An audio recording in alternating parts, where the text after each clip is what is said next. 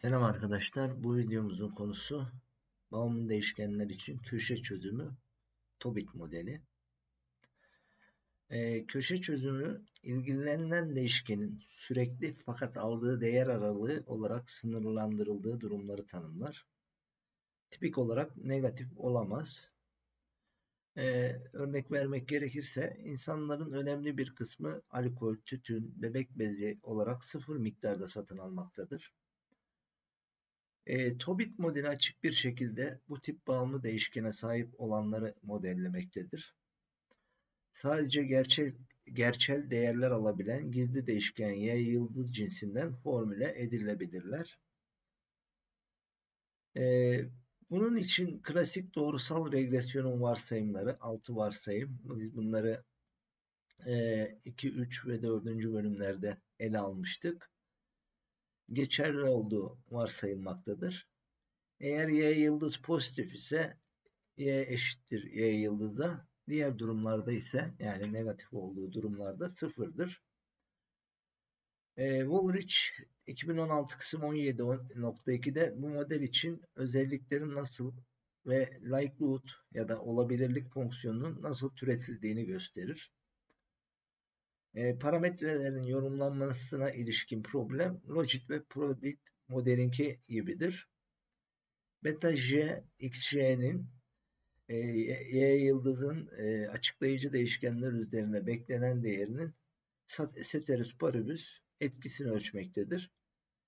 Tipik olarak ilgilenilen bu değil, yani y yıldız değil, y'dir. İlgilenilen kısmı etki şu şekilde yazılabilir.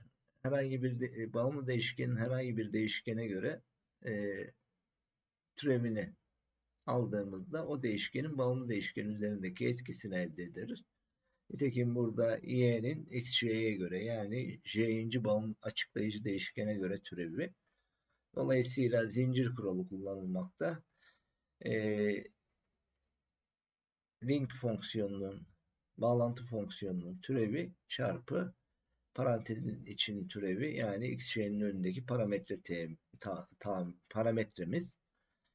Ve yine açıklayıcı değişkenlerin yani x değerlerine bağlı. Aynı probit ve logit modelde olduğu gibi ortalamada kısmi etkiler ya da ortalama kısmi etkiler hesaplanabilir. Grafik 17.3 arkadaşlar, grafik 17.3 şuradan kullandığımız kaynak kitaptan şu grafiği kastediyoruz. 17.3'te bir açıklayıcı değişkene sahip simüle edilmiş veri seti bu özellikleri göstermekte. Y yıldız büyük sıfır olduğunda burada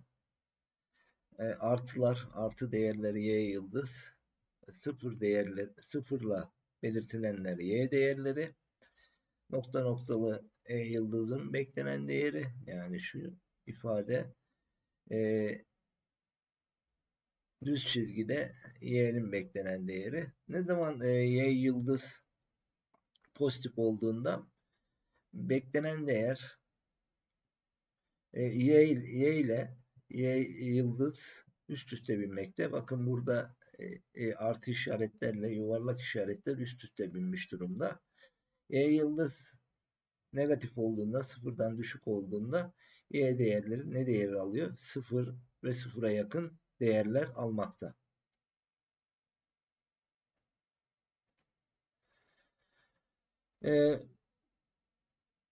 Veri setinin ve grafiğin oluşturduğu kod ek 4'te program metni 17.13'te Tobit Conditional Min arda yer almakta. Yani şuradan bu simülasyonun nasıl yapıldığını ne yapabilirsiniz?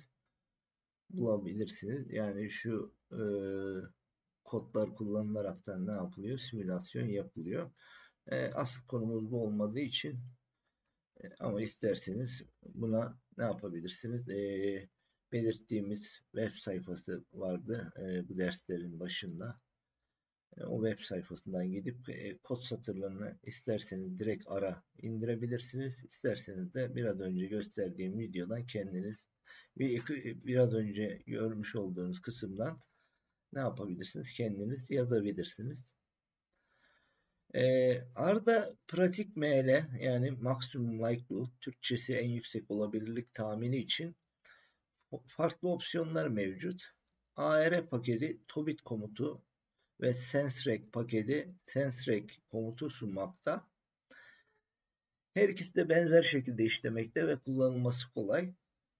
Sonrakini kullanarak bir örnek sunacağız. Yani SenseRec komutu. SenseRec komutu model formülü ve veri seçeneği ile birlikte aynen LM komutu gibi kullanılır. Burada bahsedilen Tobit modelini tahmin edecektir.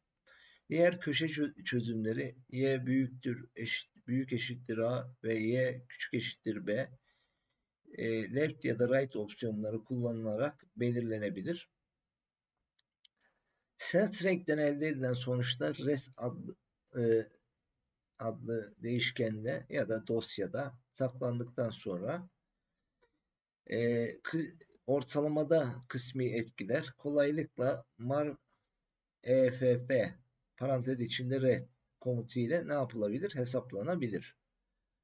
Yine burada daha önce kullanmış olduğumuz evli kadınların yıllık iş gücü arzı örneğimiz yani MEROS veri seti kullanılacak. Kadınlar için iş gücü arzı modelleri zaten tahmin etmiştik. Bunu da çalışılan saat miktarının negatif olamayacağı gerçeğini göz ardı ederek yapmıştık.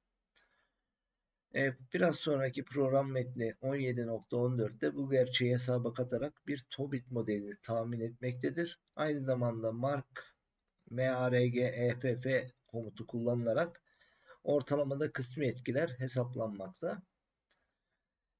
Biz bu kod satırlarını önceden kopyalayıp yapıştırmıştık. İlk önce veri setimizi yükleyelim.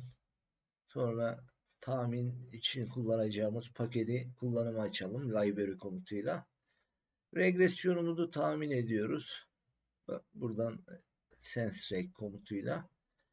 Ve regresyon sonuçlarını TobitRes adı altında sakladık.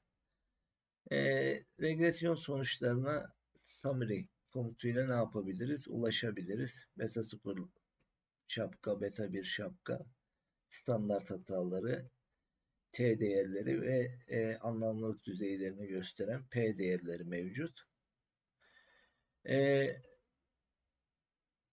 Bu ortalamada kısmi etkileri nasıl elde edebiliriz? marf komutuyla. Bu da ortalama kısmi etkileri veriyor. 881.424 maksimum likelihood hesaplaması, ortalama kısmi etkiler ise 5.32.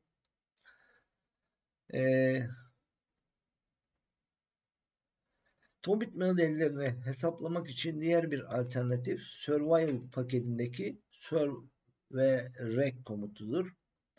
Kullanımı daha az kolay olmakla birlikte daha esnek.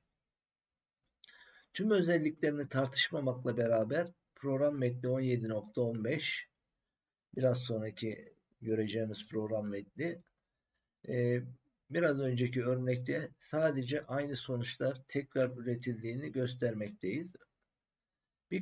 Bu komutu bir sonraki kısımda yeniden döneceğiz. Survival komutunda benzer mantıkla işliyor. Bu defa regresyon sonuçlarımızı res adı altında sakladık. Survival paketini kullanacağımız için library komutuyla kullanımı açtık.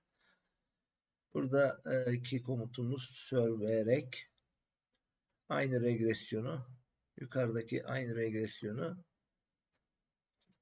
bu şekilde de ne yapabiliriz? Tahmin edebiliriz. Aynı sonuçları ne yaptık? Elde ettik. Maksimum likelihood sonuçlarını.